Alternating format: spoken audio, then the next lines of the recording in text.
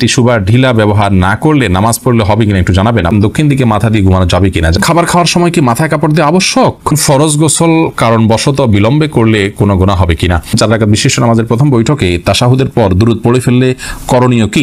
বাথরুমে উলঙ্গ হয়ে গোসল করা যাবে কিনা? ওযু ছাড়া হাদিস শরীফ পড়া যাবে কিনা? জুমার দিন অনেকে মৃত্যু ব্যক্তির দোয়া করার জন্য মিষ্টি নিয়ে আসে, সেটা খাওয়া যায় কিনা? কেউ সফরে আছেন কিন্তু সফরের নিয়মে কসর না পড়ে নরমালি নামাজ পড়লে তার নামাজ হবে কিনা? এখন নিচে জুব্বা পরা কি জায়েজ আছে? স্বামী স্ত্রী একত্রে নামাজ পড়ার সময় স্ত্রীকে একামত দিবে?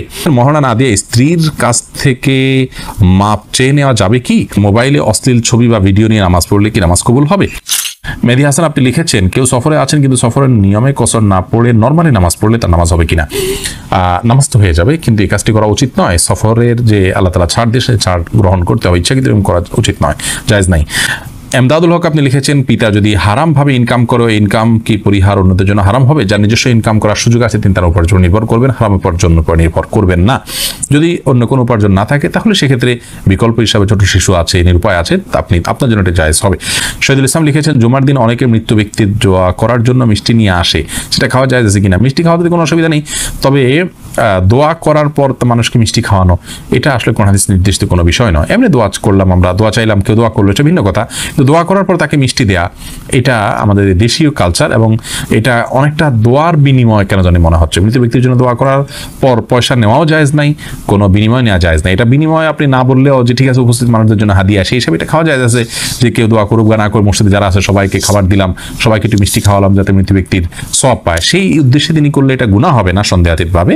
সেই জন্য বললাম এটা খাওয়া জায়েজ আছে, বাট দোয়া করেছেন তার জন্য মিষ্টি এরকম যেন না হয়। বিষয়টা, এই কালচারটা একটা পরিবর্তন আমাদের আসা উচিত আসলে। বেলাল হোসেন জানতে চেয়েছেন, 4 রাকাত বিশিষ্ট নামাজের প্রথম বৈঠকে তাশাহুদের পর দুরূদ পড়ে ফেললে করণীয় কি?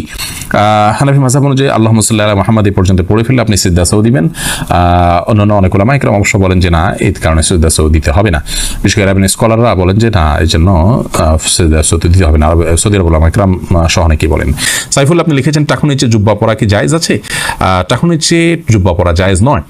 আপনারা অনেক সৌদিয়ানদেরকে দেখেন, তারা টাকুর নিচে জুব্বা পরে, মাথার টুপি পরে, আবার উপরে একটা আপনাদের শেখরা যেরকম রুমাল পরে এরকম একটা রুমালও পরে।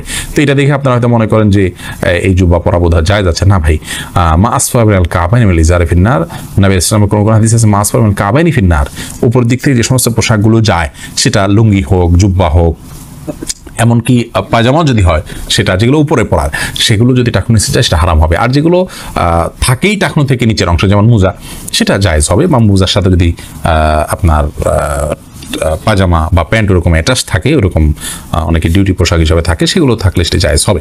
মোহাম্মদ ইসলাম রুবেল আপনি প্রশ্ন করছেন, বাথরুমে উলঙ্গ হয়ে গোসল করা যাবে কিনা? ভাই রুবেল, বাথরুমে উলঙ্গ হয়ে যদি কেউ গোসল করেন তাহলে তাতে কোনো বড় গুনাহ বা কবিরা গুনাহ হবে না, বড় কোনো পাপ হবে না। তবে এই কাজটি অনুত্তম এবং ভালো নয় আমাদের জন্য, জাস্ট এইটুকু আমরা বলতে পারি। কিন্তু আপনার এর কারণে কোনো বড় গুনাহ হয়ে যাবে ব্যাপারটি এরকম না। বিশেষ ওজরের কারণে যদি আপনার বিবস্ত্র হতে হয়, আপনার জন্য সেটা জায়েজ রয়েছে।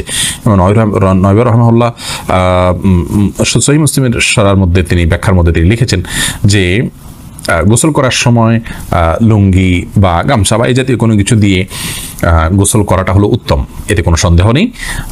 তবে যদি প্রয়োজন হয় তাহলে সেক্ষেত্রে উন্মুক্ত করে, অর্থাৎ আপনার সম্পূর্ণ বিবস্ত্র হয়ে গোসল করা জায়েজ আছে। একটি হাদিস এরকম রয়েছে, নবী সাল্লাল্লাহু আলাইহি ওয়াসাল্লাম বলেছেন যে আল্লাহ তাআলাকে কেউ যদি নাও দেখে তো আল্লাহ তাআলাকে অন্তত লজ্জা করা উচিত, লজ্জাশীলতা থাকা উচিত। এই জন্য এরকমটি প্রয়োজন হলে করা যাবে, আর প্রয়োজন ছাড়া এরকম করাটা অনুচিত, অনুত্তম, ভালো কাজ নয়। প্রয়োজন হলে করা যাবে। তার একটা দলিল হলো সহিহ বুখারীতে বর্ণিত হয়েছে যে আইয়ুব আলাইহিস সালাম তিনি একবার সমস্ত কাপড় চোপড় খুলে তারপর গোসল করেছেন। তারপরে মুসা আলাইহিস সালামের ব্যাপার আপনারা জানেন যে তিনি গোসল করতে নেমেছেন, পাথর তার কাপড় নিয়ে দৌড় দিয়েছে, তিনি তার পিছনে দৌড়াতে শুরু করেছেন। এগুলো সব বিশেষ কারণে এবং বিশেষ প্রেক্ষিতে। তাছাড়া এগুলো আগের শরিয়াত, সেগুলোর বিধান আমাদের জন্য বহু যে প্রযোজ্য তা নয়। আমাদের জন্য অনুত্তম হবে কাপড় চোপড় একদম খুলে গোসল করাটা, তবে হারাম নয়। এরপর সামিতা জেরিন আপনি লিখেছেন, অজু ছাড়া হাদিস শরীফ পড়া যাবে কিনা? জি, হাদিস পড়তে পারেন। হাদিস পাঠ করার জন্য অজু এটা জরুরি নয়।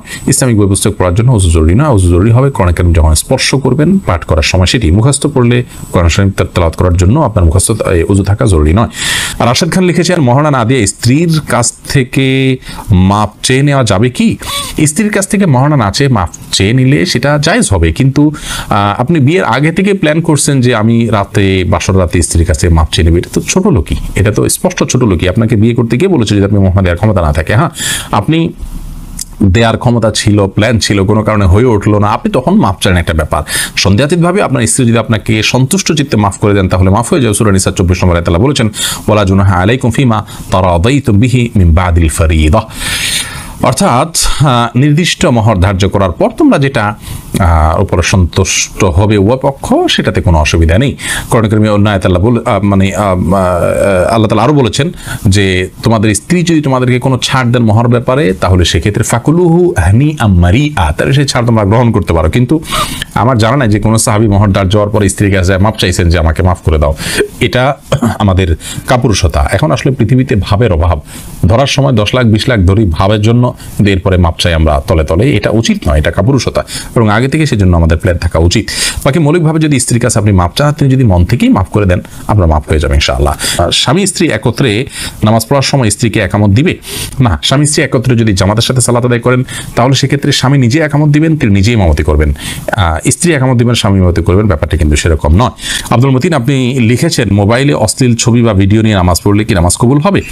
নামাজ কবুল হয়ে যাবে, কিন্তু মোবাইলে ছবি, অশ্লীল বা হারাম কোনো কিছু নিয়ে যদি আপনি সালাত আদায় করেন তাহলে সেক্ষেত্রে আপনি আল্লাহ রাব্বুল আলামিনের সামনে দাঁড়াচ্ছেন, সে অবস্থায় আপনার যে মন মানসিকতা থাকা উচিত সেটি হচ্ছে না।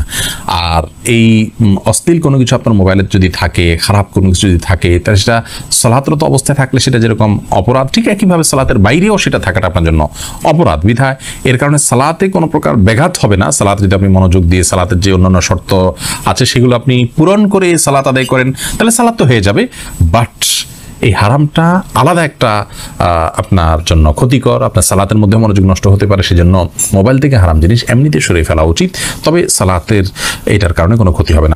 জুলকারনাইন আপনি লিখেছেন ফরজ গোসল কারণবশত বিলম্বে করলে কোনো গুনাহ হবে কিনা? গোসল বিলম্ব করলে কোনো গুনাহ হবে না, তবে ফরজ গোসল যদি আপনি দেরিতে করতে চান পরবর্তী ফরজ নামাজের আগে আগে আপনাকে করে ফেলতে হবে।